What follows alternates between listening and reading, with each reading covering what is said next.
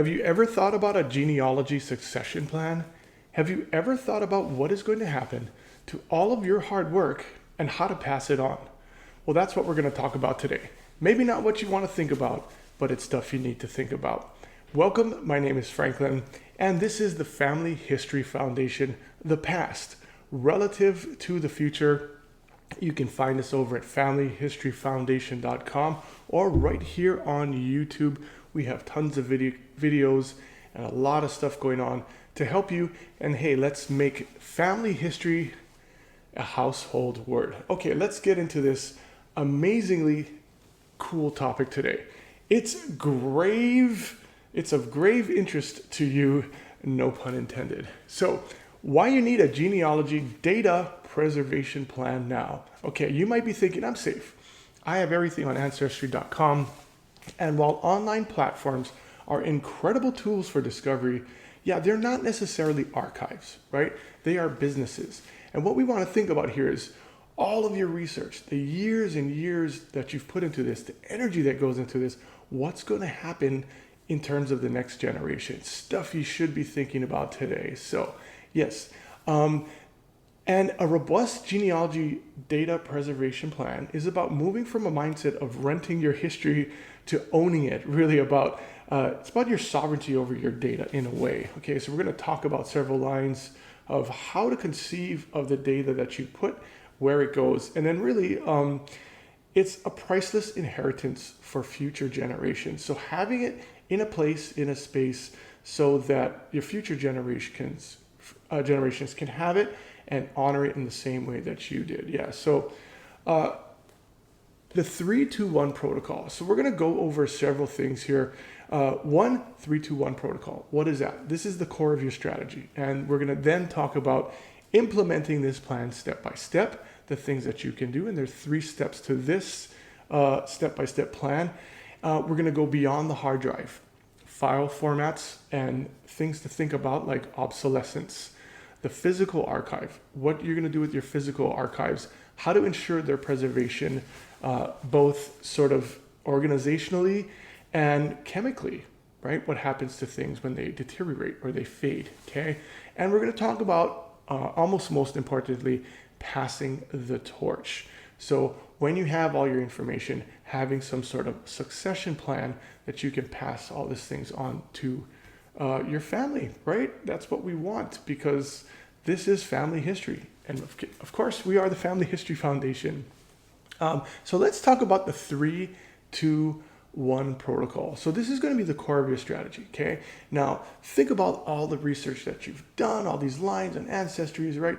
If you pass on your family tree, sure, they're gonna get access. They can go in there and explore. But you want to be a little bit more thorough than that, and you want to be a little bit more preventative than that. Okay, so here's what the 3-2-1 is. Okay, so keep 3 copies of your data on 2 different types of media, and 1 copy offsite. Okay, so that's what you're gonna do. So let's start with number 1. Keep 3 total copies of your data, right? And this is called redundancy. You should never have just 1 copy of a file. You're going to back it up. If a file exists in one place, it doesn't really exist. In your genealogy data preservation plan, you need the working copy, right? The one on your computer that you edit daily or weekly whenever you get into your genealogy, and 2 additional duplicates. Okay, this redundancy ensures that if 1 copy is corrupted, you have 2 fail-safes, right? Easy peasy, yeah? So step 2 is, of the 3-2-1, is store on 2 different types of media. So if you have 3 copies, but they are all on different hard drives in the same room, you are still vulnerable, okay? And maybe you're thinking, oh my gosh, this is a lot. Just follow me on this and sort of do your best at it, okay? And at least have the cognizance, the mindfulness to say, yeah, maybe this is something I can work on, or you can start thinking about ways to do it. You don't have to accomplish this all today, by no means, okay? But, and if you're watching this video and you're like, okay, I need to review this, you can watch the video, come back to it, and of course go through it. If you want all the words, right, if you want to read it on a screen so you can sort of take it in word by word, then of course follow the link in the description. It'll take you over to familyhistoryfoundation.com and you can read the blog article. So A robust genealogy data preservation plan requires media diversity, right? It's like common practice, okay, like in IT, right? So media A, for example, might be your computer's internal hard drive, right, a solid state drive. Media B, an external hard drive, an attached storage device, right? And I back up my files, everything, every Friday. Like I do that as a matter of course. I have an external hard drive. I have 5 terabytes. It fills up quickly. You wouldn't believe it. Okay. And then your third media choice, media C, would probably be a cloud storage or a physical optical type disk. Okay. But cloud storage usually works. Yeah. So by diversifying the media, you protect yourself against these format specific failures. And then here's how you think about it. Just imagine your computer going down. It's like, oh my gosh, where am I going to get all my stuff? You might be in a complete panic. Okay. And I say this with the utmost urgency because 6 months ago, I spilled coffee on my laptop and I almost lost everything. So I am very, very grateful that I back up regularly. I mean, I had a venti sized cup of coffee all over my MacBook Pro. And forget the expense of it. I had to go in on a brand new MacBook Pro with all my fancy equipment attached to it. But it was really about the data that I lost. The money was not even an issue, yeah. And then maybe about a month ago, we were coming back on a flight from Nashville, and guess what happened on the plane? I don't even want to go there. But luckily, I was able to recover everything. Coffee and laptops, by the way, keep them as far apart as you can. Just my advice there. Anyway, so number 3, keep 1 copy offsite. And this is the disaster recovery phrase of your genealogy data preservation plan. Yeah. And in case any natural disasters happen, right? Maybe you have your laptop that goes up in flames, God forbid. And I'm just putting out there, but having backups on the cloud could become immensely important at that point. I'm not sure how personally sort of concerned you are about data security out in the cloud and stuff like that, and I get that. So if you have those thoughts, hey, maybe drop them down in the comments below. Let other people know what you're thinking. I always appreciate when you all put your thoughts forward. Okay, so let's move on to implementing this plan step by step. Yeah, now that you know this 3-2-1 plan, what do we do about it? How do we actually do it step by step, right? And here's your guide, so you can actually plan it out as I'm talking it through. Or again, go read the article, and you can sit there for hours and hours and stare at it and write it down, or whatever you want to do, okay? So before you can back up, you kind of need to know what you're backing up.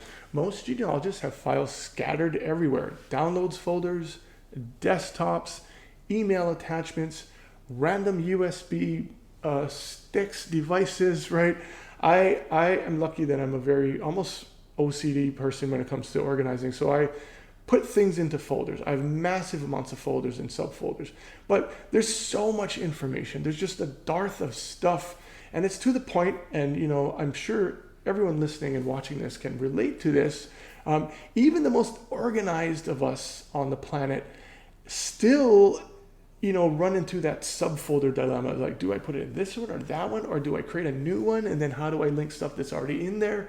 I mean, it can drive you bonkers thinking about it, right?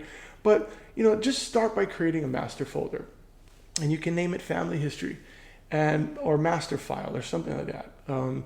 And make your genealogy software files, if you have them, like Roots Magic or Family Tree Maker, whatever, your scanned photos, your digital documents, put it in that folder, right? And then you can subroute it out from there. But for more advice on how to structure these folders, because I'm not going to go deep into that today, I have a nifty little article and video called Organizing Family Documents and Photos Digitally. So here's your kind of, your blueprint, if you will. So that's step 1. Step 2 is the local backup, which is, the fast lane. Yeah, your first line of defense in your genealogy data preservation plan, your GDPP, is a high quality external drive. Yep. Unlike other spinning hard drives, SSDs are faster and less prone to mechanical failure because they have no moving parts. The only sort of security thing about this, make sure you know your password for this. I mean, if you lose it with these types of ScanDisk type software or external hard drives, you're really kind of in a pickle, for phrasing it nicely. So, Costco has pretty cheap stuff right there, those external hard drives. That's where I get mine. I get like 5 terabytes. You can do it 1 terabyte, 2 terabytes, whatever you want to do. But if you have a lot of images or video stuff, you're going to fill up 5 terabytes faster than you think you will. Okay, especially if you do weekly backups, because every backup takes its own sort of space. Okay, so and you can set your computer to automatically backup stuff, or just set a reminder on your phone, or just do it every Friday like I do, or do it every Saturday. I like, actually, the best practice for me, back up your stuff right after a genealogy session or a research session. So for me, my primary research days are Saturdays, right? So the best actually day for me to back up stuff is actually after I've done a monster ton of work, rearranged files and have my files in place, and I know I'm not going to touch them for another few days or day. That's when you want to do your backup, right after you finish something mammoth, and so you have it backed up. Okay. Cloud backup, you can set your devices to generate backups automatically. Ancestry, despite that, is actually a good place to back up research, because if you keep those documents up there, you can always go on Ancestry and have them. So uploading them there, attaching them to your family tree is also a good way to have like a pseudo preservation sort of system. Yeah. And if you use GEDCOM files, you can download those too. Okay, so you can see my little infographic here of different media types, and might help you out. So beyond the hard drive, let's talk about file formats and obsolescence. Okay, nobody wants to talk about obsolescence. Okay, but it's true. The reality is, the older we get, the more we have to think about obsolescence and legacy. Right, we have to think about legacy and what we're going to do. Okay, so a true GDPP must consider digital obsolescence. Yeah, just because you have the file doesn't mean you can open it or will be able to reopen it in the future. My biggest knock on this was, of course, I used Microsoft Word for years, and then it kind of got left by the wayside, and now I am using Mac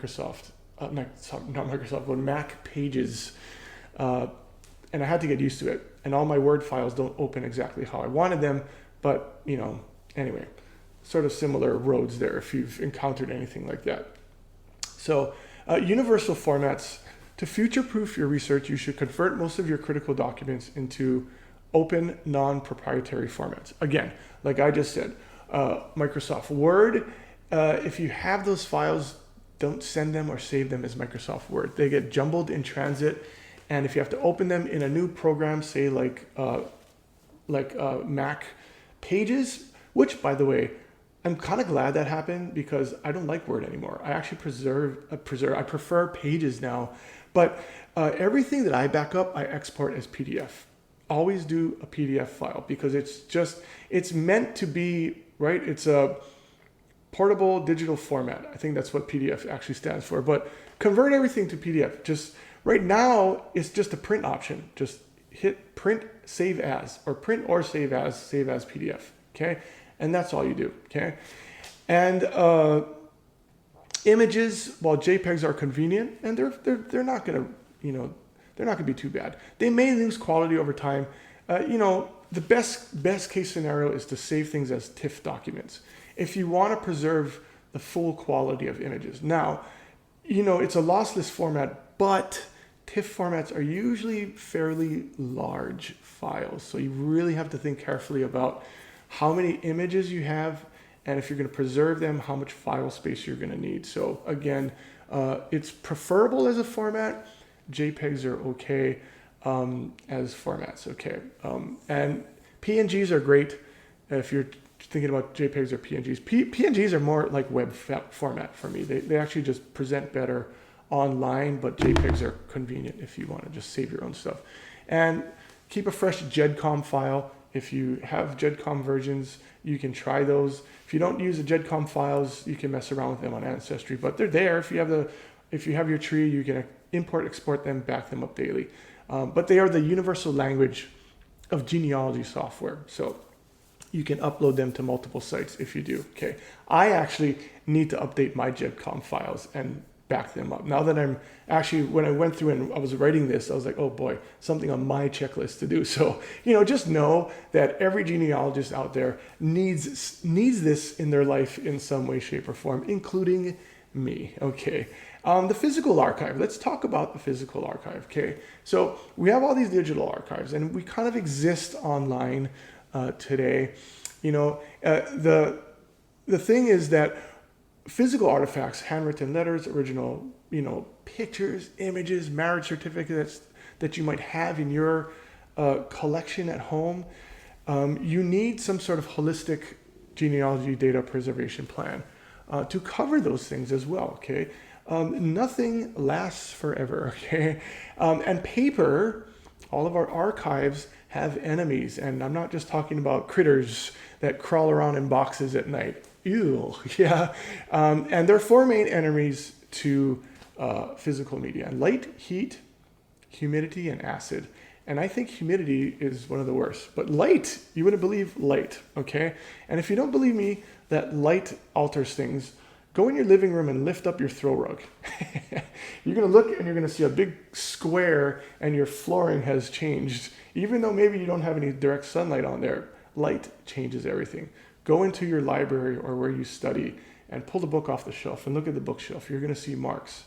Outlines of where the book was, okay? Or you're gonna look at the cover, the spine is gonna be a different color than the cover because, it loses its chemical composition due to photons, yeah? So let's talk acid. Yeah, most standard cardboard boxes and paper folders are acidic, yes. Over time, they turn yellow and brittle, yeah? A process called lignification, yeah? And you must use archival quality or acid-free boxes or papers and folders, okay? And you may be thinking, wow, that's kind of a faff, that's gonna be a lot of things to do. But environment, right? Never store your heirlooms in the attic or in the basement. One is too hot, one is too damp. If you have a temperature controlled house, right? Good on you, and set it so that you can store things. You want humidifiers and things like that, right? We don't live in a library or a historical archive where things are stored as they should be. But do your best to store them in some sort of climate-controlled closet on your main floor. Yeah, so think about the environment, yeah. And if you want to dive in a deeper side of research of things, I always suggest check out my Genealogy Research online article that covers, it's the one ultimate user's guide to accurate and professional genealogy. If you want to research like a genealogist, a professional genealogist, or family historian, read that article because there's a lot of stuff in there that you may know, you may not know, and use it as your acid test, no pun intended, actually every pun intended, to sort of gauge how good of a genealogist you are. Maybe there's things in there you can say, yeah, I'm good at that. Or others you may think, oh yeah, I need to improve this technique in my research and my genealogy life. Okay, so kind of nearing the terminal of this video is the bus factor, no pun intended. The terminal, the bus, okay, anyway. This is called passing the torch. Now, the bus factor, I was being a little facetious here, a little bit quirky, but here's a morbid but necessary question for your GDPP. What if you were hit by a bus tomorrow? Would anyone know how to access your research? Okay, right.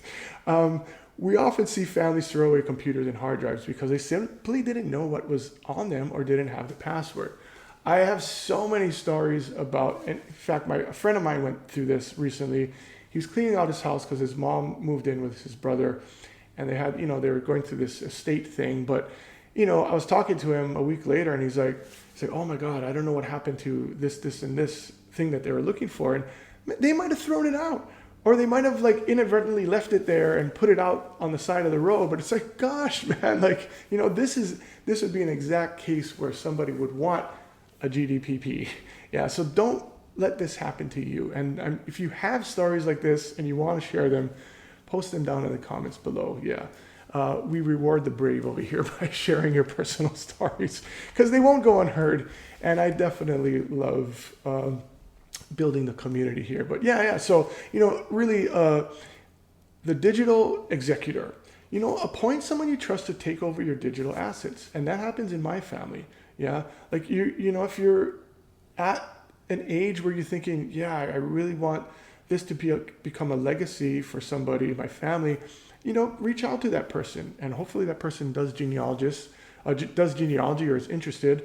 And if they're not interested in genealogy or family history, turn them on to this site. Send them over to familyhistoryfoundation.com. And number two, so you can appoint somebody as a family member to take over your assets, or at least maybe treat it, like some sort of living will or something, and say, like, if I pass on, these are yours, take care of them. Yeah. So I don't know. You can think creatively on that. The password vault, use a password manager and ensure your digital executor has the master key. Again, do not ever lose. Those are more important than your passwords to your banking account. I'm telling you for sure. Because in all honesty, it's like if you lose those, it's super hard to decrypt them. Even experts in the field have hard times decrypting those things. Professionals that do that for a living. Yeah. So the README file. This is another avenue for creating some sort of, like a living will, where if you pass on, somebody has access to this stuff.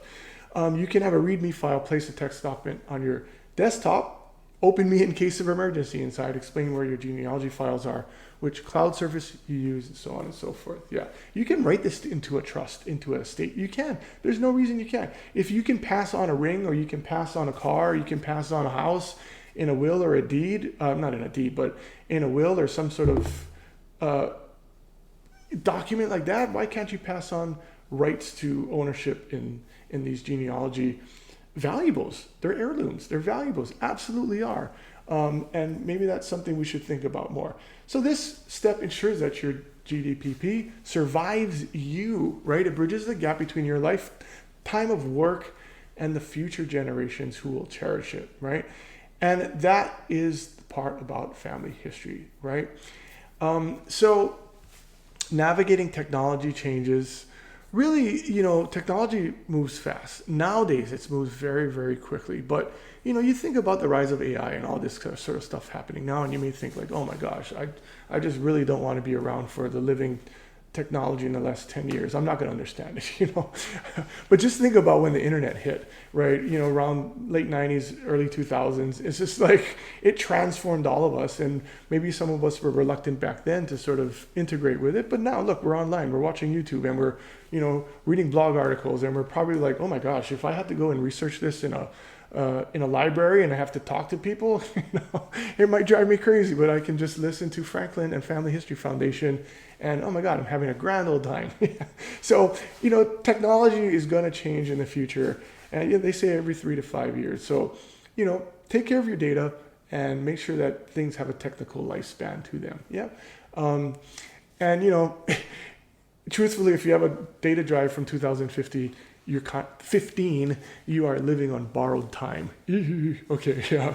Artificial intelligence and preservation. I wrote an article on AI and technology. I suggest you go read that. I have the companion video here right on YouTube. AI and genealogy. Read that. There's a lot of stuff in there, pros and cons about using it or not using it, and how we can best sort of maximize it to our effect. Yeah. So, and there's a lot of things that we can use as a tool for it. So maybe you can incorporate that somehow. Yeah. So let's see. And lastly, really, is visualizing your legacy. The best way to kind of do this is just think about, right? Use your own mind. We don't need AI, right? We just use our imaginations, and we can picture everything we have, and we can sort of think about where we want it to all go, and then take action on that. Ancestry.com actually has a new tool coming out. It hasn't been released yet at the time of the recording of this video, but it's called Ancestry Preserve. If you want to go over and check out Ancestry Preserve, go check them out. You can actually right now, as of the recording of this video, join the wait list and get on there. You can basically save all your stuff, and Ancestry will do it for you, and you can basically send it to them. I'm not sure about the safety of it all with Ancestry Preserve. I want to wait to see how people respond to it first, but they have a great track record for doing everything they have done so far, so I might be on it. So that's about it. I really thank you guys, and hope you've benefited from this video, and hopefully it's given you some sense of peace of mind. Maybe you're worried about it, thinking about your Genealogy Data Preservation Plan, your GDPP, and what to do about it. So there are a lot of tips. If you go over to familyhistoryfoundation.com, follow the link below to the actual article. I have some FAQs and I have a quiz over there. So we're not going to do a quiz in the video this time. Ooh, shucksies. Okay. But anyway, thank you guys so much. Have a great, great day. Have a wonderful, wonderful time researching. Keep the research up. Love you guys. We'll see you in the next one. All right.